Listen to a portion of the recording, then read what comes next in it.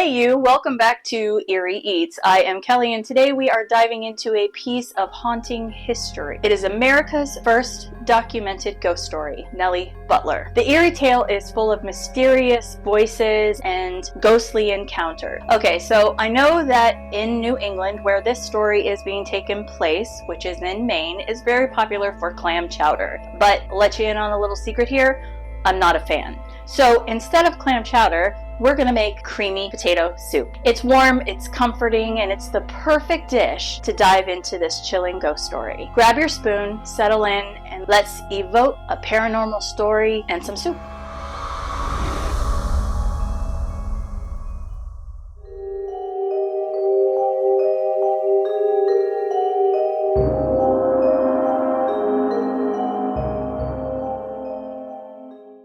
Our story begins in Franklin, Maine, way back in 1776. On April 25th, David and Joanna Hooper welcomed a baby girl into the world, Eleanor, though she'd later be known as Nelly. She was the second of 9 children born into a big family. And then fast forward 19 years, and Nelly meets George Butler, a young sea captain, tall, charismatic, and well-respected in the area. The two fell in love, and then they get married. Things were good for a while until tragedy struck. 2 years into their marriage, Nelly became pregnant, but during childbirth, things went horribly wrong. The baby didn't survive, and less than a day later, June 13, 1797, Nelly passed away too. Complications from childbirth took her life at just 22 years old. George was devastated. The world just kind of stopped for him, but what he didn't know was that Nelly's story was not over. Not even close. About 10 miles away, in a tiny, tight-knit community in Sullivan, Maine, lived Abner Blaisdell, his wife Mary, and their 7 children. The town had maybe 20 families total, and it was the kind of family where everybody knew everything about everyone. And their second daughter, Lydia, was just about 14 years old when, in the winter of 1799, she became gravely ill, on the edge of death, and that's when things got weird. It started with knocking sounds coming from the basement, soft at first, but then they grew louder by the day. Abner searched the basement over and over, thinking maybe an animal got in or some kid was playing tricks, but he found nothing, just darkness and silence. Being a religious man, Abner gathered his family and prayed that the noises weren't something evil, and they'd be shown the truth. But then came whispers, a woman's voice, faint, distant, coming from deep below in the basement. Abner kept checking for intruders, but the voice was always just out of reach. By January 1800, things escalated. The family started seeing her. A beautiful young woman, glowing in white, standing in their basement. The Blaisdell weren't just seeing her, they were talking to her. And she spoke back, calm, confident. She told them her name, Nelly Butler. She said she was the wife of George Butler and that she had died about 3 years earlier. At first, the ghost only appeared to the family, but it didn't stay private for long. News spread fast, and this was a small town after all. And soon, others were showing up to see if it was true. Nelly didn't seem to mind. In fact, she welcomed it. You see, Nelly had plans for George Butler and for Lydia. She claimed that the two were meant to be married, and she said it was divinely ordained, that they must be joined together no matter what. Now, George was 29. Lydia was barely 15. That kind of age gap raised eyebrows even in the 1700s, which says a lot. Abner was not thrilled, to say the least, but Nelly insisted. The parties must and would be joined, she told them. What God hath joined together, let no man put asunder. Abner didn't want to defy the will of God, especially not when it was being delivered by a glowing apparition in his basement. Lydia, on the other hand, was not thrilled. Being told to marry a man twice your age by a ghost? Not exactly the stuff of teenage dreams.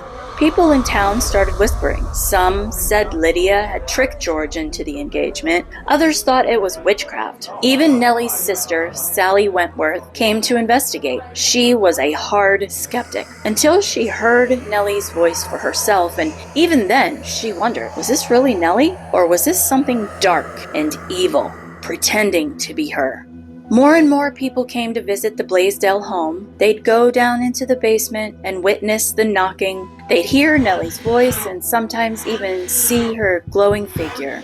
She would speak to them directly, answer questions, share details from her past, and before long, it wasn't just locals. Outsiders were traveling to witness the phenomenon for themselves. Lydia was becoming the center of it all, and the pressure really got to her. She told George she's done. She is leaving, taking a ship out of town to live with other family. Nelly wasn't done. She assured Lydia that if she stayed, all of her troubles would vanish. And with clear reluctance, Lydia agreed. And on May 29th, 1800, Lydia and George were married. And you'd think that that would be the end of the haunting, right? Nope. The day after the wedding, Nelly appeared again, just to Lydia and George, but this time with a dire warning. Lydia would become pregnant and face the same tragic fate Nelly had. And then after that, she just disappeared. For 63 whole days, there was nothing. Silence from Nelly. But after that, she was back, and louder than ever. From that point on, Nelly showed up 29 times. Over 100 people witnessed her. They crowded in the Blaisdell basement just to maybe catch a glimpse. Occasionally, she spoke at length about God, about the afterlife, and about her own past. But one night in August, things got pretty intense. The basement was packed, and some people started mocking the knocking sounds and calling it the devil's work. Abner had to escort people out to keep the peace. Nelly wasn't finished. On August 13, 1800, Nelly gathered a crowd of 47 people at 1 in the morning, and she instructed them to walk in pairs to the home of James Miller. James Miller was the town's biggest skeptic. He had come to the Blaisdell basement, and he did not believe whatsoever. But his house was about 2 miles away, and Nelly had a plan. She told them to sing hymns as they walked, and she followed behind them, trotting through town 2 miles away. Witnesses said they saw her walking right alongside the group, and when they arrived at James's house, she told them, go down into the basement.